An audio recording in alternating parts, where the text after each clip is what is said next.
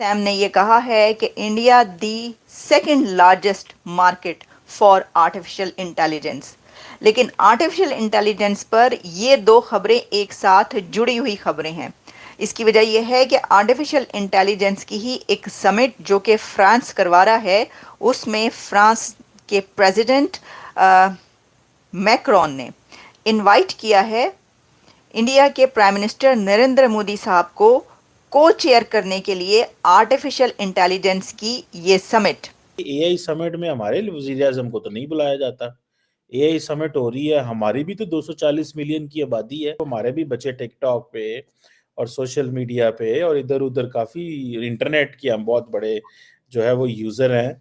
तो ये क्यों डिस्क्रिमिनेशन है? हमारे बहुत सारे लोग कहते हैं कि हमारे साथ ज्यादती होती है, हमें इनवाइट नहीं किया जाता। Development prime minister Narendra Modi France के दौरे पर इस वक्त मौजूद हैं। 12 फेब तक जी फ्रांस में स्टे करने के बाद मोदी साहब की मुलाकात है जी ट्रंप के साथ। अगर इस दौरे की बात करें निहायत ही इंपॉर्टेंट है दोस्तों, वो क्यों मैं आपको बताती चलूं कि यहाँ पर हो रही है जी फ्रांस के अंदर AI action summit. Artificial intelligence पे दुनिया की जितनी भी डेवलप कंट्रीज हैं इसके ऊपर तेजी से काम कर रही हैं और फ्रांस इंडिया को इस वजह से इन्वाइट कर रहा है क्योंकि फ्रांस को लगता है कि इंडिया जो है पॉलिसी मेकर है और मोदी साहब के साथ मिलकर ऐसी पॉलिसीज बनाई जाएगी जिससे इंडिया को भी फायदा पहुंचेगा। लेकिन इसके पीछे जो अहम चीज है जिसके ऊपर मैं आप सबकी तवज्जो दिलाना चाहती हूँ वो ये है कि मोदी साहब फ्रांस से बात करें। तो जैसा कि आप जानते हैं कि अभी बीते दिनों पीएम मोदी साहब को फ्रांस में इनवाइट किया गया और वो फ्रांस गए हुए हैं इस समय पर, और इसके बाद में आप देखते हैं कि वहां पर उन्हें एआई मीटिंग के लिए बुलाया गया था जहां पर पीएम मोदी को स्पेशली इनवाइट किया गया था। ये एआई मीटिंग जो है फ्रांस द्वारा कराई जा रही है और इसके बाद में पीएम मोदी का वहां पर भव्य स्वागत भी किया गया और उसके बाद में कई सारी डील्स हुई, राफेल की डील्स और बहुत सारी चीजें जो फ्रांस और भारत के बीच में चल रही है उस चीज पर बातचीत हुई और उस सब चीजों पर चर्चा हुई और कैसे दोनों देशों के बीच में जो सारा कुछ इनका रिलेशन और बायोलेटरल ट्रेड और सारा कुछ जो चल रहा है वो सारी चीजें किस तरह से चलेंगी और किस तरह से कार्य करेंगी, इन सब चीजों पर चर्चा हुई। अब इसके बाद में चूंकि एआई मीटिंग के लिए वहां पर पीएम मोदी साहब गए थे तो उसके लिए भी वहां पर काफी सारी चीजें हुई हैं और अब एआई 2.0 की बात की जा रही है, उसके लिए भी वहां पर जो है बातचीत हुई है और इसमें सारा कुछ हुआ है भारत और फ्रांस के बीच में। लेकिन दोस्तों इन सब चीजों से हमारे पड़ोसियों की सुलग रही है क्योंकि उनको ये सारी चीजें बर्दाश्त नहीं हो पाती हैं और जब भी भारत कोई अच्छा काम करता है, कोई अच्छी एक्टिविटी करता है या कोई बड़ी एक्टिविटी करता है तो इनकी जो है आंखें जल जाती हैं और ये जो है उसमें से अपना कंपेरिजन चालू कर देते हैं और बताना चाहते हैं अपने दर्शकों को, अपने लोगों को कि हम कहाँ पर हैं। तो भाई तुम कहाँ पर हो ये तो तुम्हें पता होना चाहिए कि तुम कहाँ पर हो। लेकिन ये सवाल इस तरह से करेंगे कि भारत को लेकर ये सारी चीजें बात करते हैं। अब इनका कहना है कि एआई मीटिंग में हमें क्यों नहीं बुलाया गया, हम जो है बहुत ही बड़े इंटरनेट यूजर हैं, हमारे पास भी इतनी पॉपुलेशन है और हमारे पास सब कुछ है, तो अब इनको क्यों नहीं बुलाया गया। बाकी इंडिया को बुलाया जा रहा है, इंडिया से मदद मांगी जा रही है, इंडिया इन्वेस्ट कर रहा है, इंडिया एआई के लिए काम कर रहा है। तो ये सारी चीजें जो है इनके आंख में एक जलन का काम करती है और इससे साफ पता चलता है, अगर आप इनके वीडियोस को देखेंगे तो आपको साफ पता चलेगा कि इनके अंदर की ये जो जलन है वो किस तरह से कैमरे के सामने आती है। हर एआई के इस जमाने में अब जो है इंडिया भी अब अपना धीरे धीरे वर्चस्व बनाने की कोशिश कर रहा है। अभी तो फिलहाल इंडिया के पास खुद की कोई एआई कंपनी नहीं है कि जिससे वो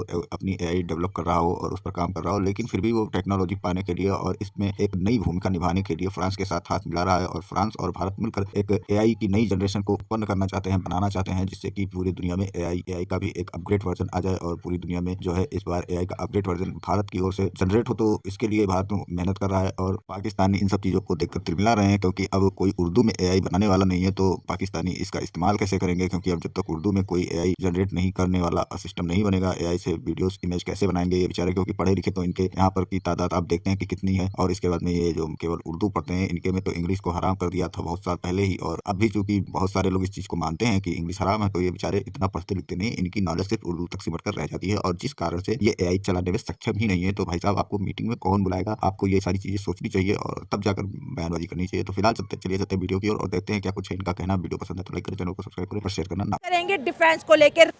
तो आप समझ गए होंगे कि जो मैंने कहा है ये एक बहुत बड़ी डेवलपमेंट है आर्टिफिशियल इंटेलिजेंस के डोमेन में।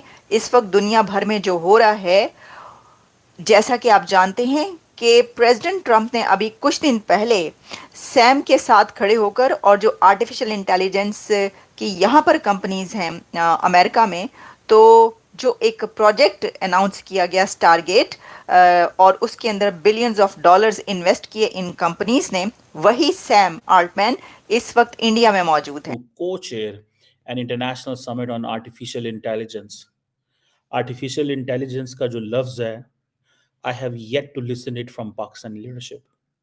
मैंने कभी पाकिस्तान की पूरी लीडरशिप जो है उसके मुंह से कभी ये लफ्ज़ नहीं सुना। अगर सुना हो तो मुझे उसका कोई लिंक भेजिएगा, जहाँ पे हम लोग भी इस पे काम कर रहे हों, बात कर रहे हों।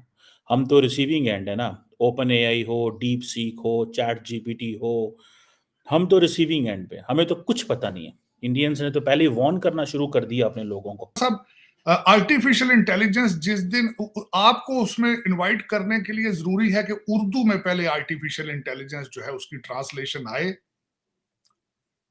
तो फिर आपके बच्चे जो है उनको समझ आएगी। क्योंकि आपके मौलवी साहब ने कहा था जब ब्रिटिश ने मुगलों से हुकूमत खरीदी थी, छीनी थी जब ब्रिटिश ने, तो मौलवियों ने फतवे दे दिए थे कि इंग्लिश पढ़ने से बंदा काफर हो जाता है। जो स्ट्रेटेजिक पार्टनरशिप है उसको तो आप देख रहे हैं, और जो इंडिया की स्ट्रेटेजिक पार्टनरशिप जो उनकी जो मेन चीज़ उनकी फ्री फॉरेन पॉलिसी है, ठीक हो जो गया। पाकिस्तान में नहीं है। अच्छा। जितनी उनकी फ्री फॉरेन पॉलिसी रही है उतनी उन्होंने अच्छी अच्छी पॉलिसीज़ बनाई हैं, और उतना ही आप देखें आप उनको, वो इस टाइम इंडिया 5th नंबर पे इकानमी में उसका नाम है, वो अच्छा, इंडिया का। ठीक हो गया। ठीक है, इतना इकोनॉमिक लेवल के ऊपर वो हाई है इंडिया इस टाइम पाकिस्तान से। पाकिस्तान IMF से लोन ले रहा है, मतलब डिजिटलाइजेशन की तरफ जो अब कंट्री जा रही है वो इंडिया ही जा रही है। अब इंडिया एक कौम की तरफ बन चुका है, उसने एक कौम बना दी है ना इंडिया को, हिंदुता। यहाँ पे अभी हम पंजाबी वो जो है ना सिंधी उसमें हुए हैं। ऑनर की बात है इंडिया के लिए और मोदी साहब के लिए कि दुनिया में जब कोई आर्टिफिशियल इंटेलिजेंस पर समिट हो रही है जो कि फ्रांस करवा रहा है, तो उनको को चेयर करने के लिए इनवाइट किया जाता है। तो देखिए, उसी कंट्री को चेयर करने के लिए इनवाइट किया जाता है, उसी प्राइम मिनिस्टर को चेयर करने के लिए आर्टिफिशियल इंटेलिजेंस की समिट को इनवाइट किया जा सकता है जहां पर आर्टिफिशियल इंटेलिजेंस के लिए काम हो रहा हो। मैं देख रही थी कि 10,000 करोड़ तो आर्टिफिशियल इंटेलिजेंस के में इस डोमेन में इन्वेस्ट किए गए हैं अभी के अभी इंडिया की तरफ से। तो ये को चेयर करने के लिए मोदी साहब पहुंचेंगे फ्रांस, और अमेरिका आने से पहले वो फ्रांस जा रहे हैं। मोदी जो जब इसकी गवर्नमेंट आई थी इधर, अपनी उसने गवर्नमेंट संभाली, उसने काफ़ी डेवलपमेंट की अपने कंट्री में। अब वो कह रहे हैं कि जो डिफेंस उसकी है वो इंक्रीज़ कर रहा है अपने डिफेंस सिक्योरिटी को। और इंडिया के यही जो मेन जो चीज़ है ना, इंडिया यही चाहता है लेटेस्ट जो उसके पास टेक्नोलॉजी आए और वो डिफेंस के लिए यूटिलाइज़ करे। और अगर वो डिफेंस में ज़्यादा यूटिलाइज़ करेगा तो इसमें पूरे कंट्री का बेनिफिट होगा। कंट्री उस मेन उनका यही पर्पज़ है कि अपने मुल्क में जो डिफेंस है उसको इंक्रीज़ करें। देखिए, वो नेक्स्ट स्टेप में है। आप देखें ना, कहाँ मैक्रोन के साथ बैठ के को चेयर होना international summit on artificial intelligence Paris के अंदर, ठीक है, और फिर वहाँ से उठ के जाना। पेरिस तो वैसे मेरा बड़ा फेवरेट सिटी है, ठीक है जी।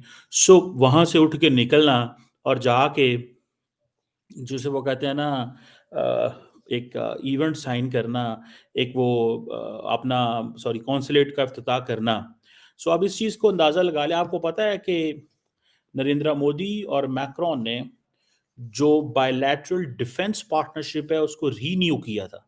हर कंट्री जो है वो मॉडर्नाइजेशन की तरफ चल रही है, और इंडिया में हम वो कॉम्पिटेंस देखते हैं, ठीक है, कि वो एक बड़े इकानमी रखता है, साथ ही अगर उन्हें शामिल किया तो हम उसके लिए इवैल्यूएशन करते हैं। अच्छी बात है। इंडिया और फ्रांस की स्ट्रेटेजिक पार्टनरशिप को कैसे देखते हैं? दुनिया में आजकल जो लोग हैं वो नेशनल इंटरेस्ट को देख के सामने जाते हैं। अब पाकिस्तान में अगर वो कॉम्पिटेंस नहीं है या दूसरी कंट्री में और इंडिया में है तो वो जा सकते हैं जहाँ भी चाहे। फ्रांस के साथ अगर वो बनाते हैं तो अच्छी बात है, वो बना रहे और एक अच्छी नज़र से हम देखते हैं।